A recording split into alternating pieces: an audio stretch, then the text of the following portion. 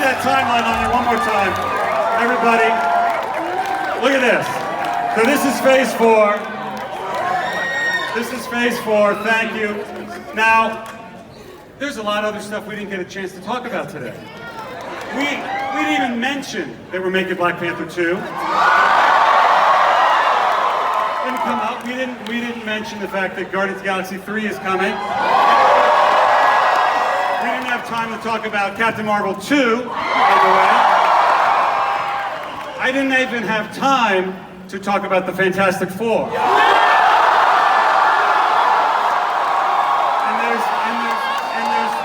There's no time left to talk about mutants and how mutants come into the MCU. But you know what? All that stuff's been rumored. You've heard about rumors. But I want to leave you today with one more thing that I don't think has been rumored about. Ladies and gentlemen, 2-time Academy Award winner Mahershala Ali.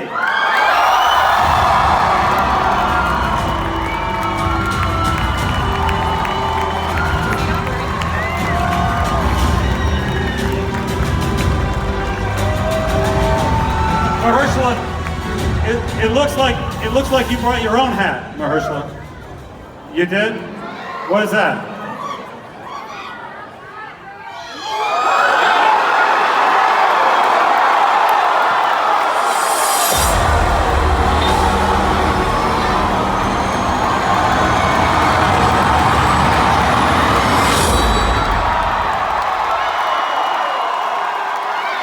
Thank you, Hall H. We'll see you next time. Love you. Thank you. Thank you.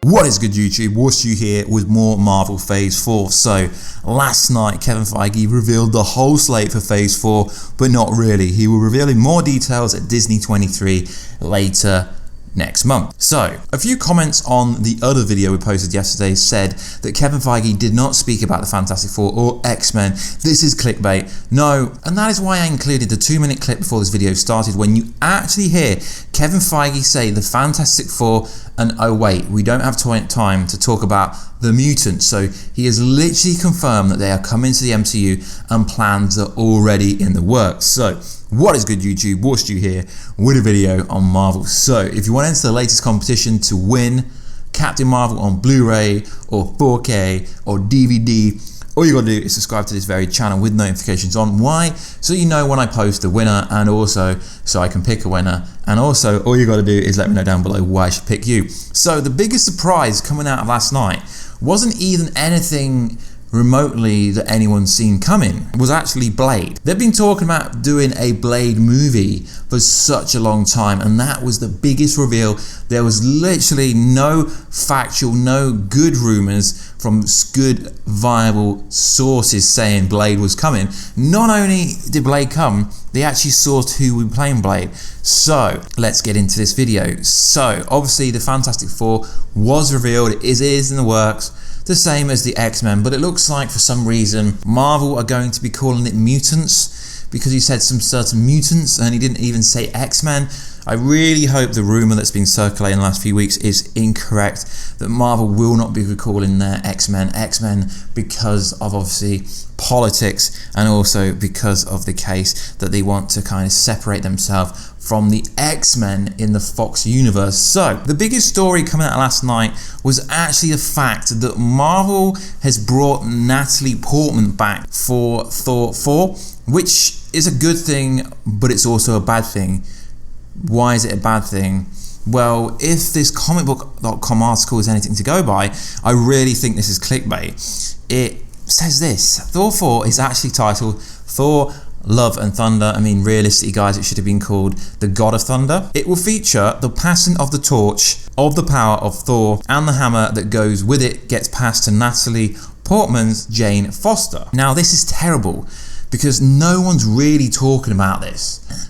This means the end of Chris Hemsworth's Thor.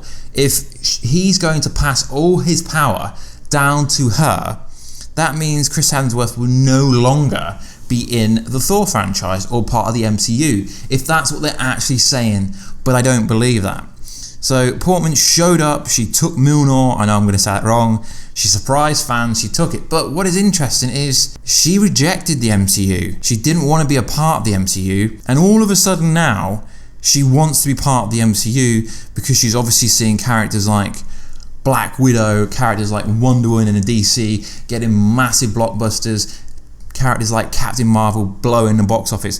So why did she come back?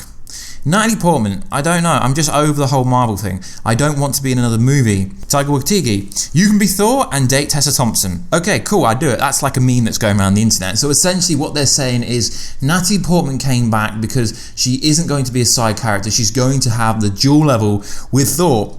But there is two powerful enchanted, I guess you could, well, not enchanted, powerful weapons in the Thor universe, I guess you could say.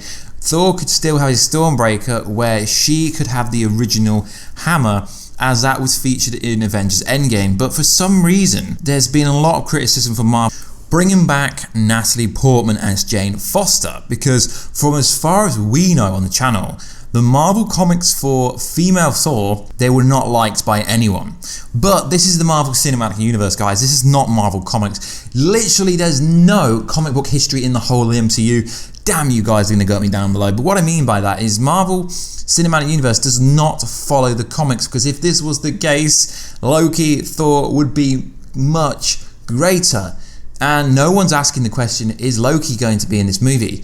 Can we have a Thor movie without Loki? No. But Loki was there last night. Tom Hiddleston was there to talk about his own TV show that's coming out on the streaming service in 2021, which, interesting enough, they both come out the same year. But if it's going to follow the story of where he disappeared with the Space Stone, the Tesseract, then Loki can't feature in this movie because they're supposed to be canon to Phase 4, as they are part of Phase 4. Now, like I said in yesterday's video, and I received some criticism, but I'm one of the few YouTubers who would tell you exactly what I think. I really think they wasted a lot of slots with these streaming shows. Yes, I understand, Kevin.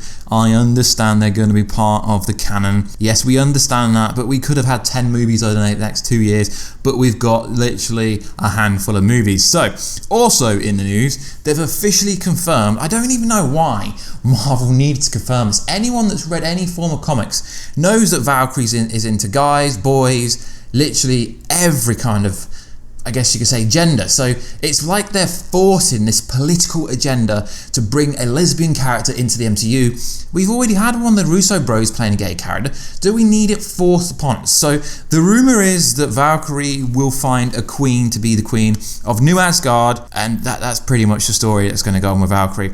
But it is interesting in a way, but I just don't like it when stuff is force-fed to you in the MCU. Like, let it happen naturally. There is a bit of a female push in the MCU, which I'm pretty happy about. You guys know I love Captain Marvel movie, but we've got strong females coming through, like Angelina Jolie. You cannot chop her in a movie and make her a badass. So you know she's going to be a total badass. So there is more movement in the women's section of MCU than there is in the male section of MCU. And we do know that the Eternals movie apparently is going to feature a lot of gay and lesbian characters, which is pretty cool, but it does not seem forced in the Eternals. This turning Valkyrie into being a lesbian is a shame, because her and Thor would have been awesome, but as we know, Valkyrie rejected Thor at the end of EndGame, and he gave essentially New Asgard to her. But what is going to be interesting is, what the hell is going to happen in Thor 4? There's a lot of rumours, Beta Ray Bill, everything's coming through, but everyone thought that Guardians of the Galaxy Volume 3 was going to be coming first. That was not revealed, and James Gunn did say that he's not going to start work until he's finished on Suicide Squad Volume 2. So it pretty much does sanction that Thor will not feature in Guardians of the Galaxy Volume 3, because basically he just took a ride back to space. But he's got the Stormbreaker, so he didn't need that. So like I said, guys, they did finally address the Fantastic Four. This is not clickbait, and that's literally all they said. They just said the Fantastic Four, but we don't have time to talk about that, or the X-Men. So they will be introducing many other franchises over the next 5 years, which is going to be freaking tastic to talk about. But what is interesting, guys, is, you know, Variety's such a good publication. Yet they literally confirmed that Stranger Things star Millie Bobby Brown was going to feature in the Eternals because they said it. They're a very big publication. Like I said, guys, you cannot believe any publication, no matter how big or small. But still, that does not mean she won't feature in it, because I do not believe the full cast was announced for anything, really. Realistically, it's going to be very interesting to see what news follows all this kind of stuff. The biggest buzz online at the moment is the controversy about Jane Foster returning, and also about Blade coming to the MCU or Marvel movies, so to speak. So it's going to be very, very interesting. So Kevin Feige recently said in an interview with Fandango.com that because movies like Doctor Strange are doing so well, he felt like they could introduce Blade into this universe, which is going to be pretty cool to see where Blade's actually going to feature and where he's going to slide. But for some reason, the MCU is forcing this female agenda. I'm not really happy with female Thor coming through, because the way I see it is it's essentially going to take away Chris Hemsworth from the MCU. It's just no one's talking about it. There's a lot of people talking about stuff, but they're not really talking about the hard-hitting subjects that will trigger people. Yeah, cool, we're getting a female version of Thor. I'm all for that, but not if she's going to take the power off the main Thor, the real Thor, the iconic Thor, the Thor that everyone loved from the comics. Because we've still got so many different versions of Thor to see, and we've still got so many badasses for him to fight. I mean, who's going to be the villain for this movie? Are we going to get the massive gore fight? Are we going to get the Enchantress fight? Because we know whoever he's fighting next is going to be a badass enchanted powerhouse, because he can't be having anyone else. You just got to look at Hela, how strong she was. So whoever is going to be in the next Thor movie is going to have to be more powerful than her. We already know that Thor killed Thanos, essentially. So who are we going to get? The infamous God Butcher versus Thor. That would be freaking insane. That is what the fans want. That would be so freaking cool. So like always, guys, let me know down below. Are you happy that Chris Hemsworth could potentially be leaving the MCU?